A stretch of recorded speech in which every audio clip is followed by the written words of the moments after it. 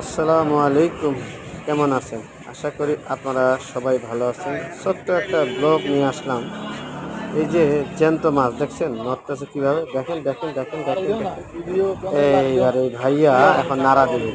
ভাইয়া নাড়া দেওয়ার কারণটা হলো যে মাছগুলো দেখছেন পরিমাণে নড়তেছে, মনে হচ্ছে এখনই মাছগুলা নিয়ে আসলো। আর এই ভাইয়া মাছগুলা বেচতেছে।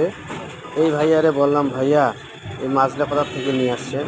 এই ভাইয়া বলল যে আমরা এই চট্টগ্রাম মিরসরাই ঘের থেকে নিয়ে আসছি, এটা ঘেরের মাছ। এবং আমি মেন রাস্তাটা আপনাদের ভিডিও করে দেখাইলাম এখন।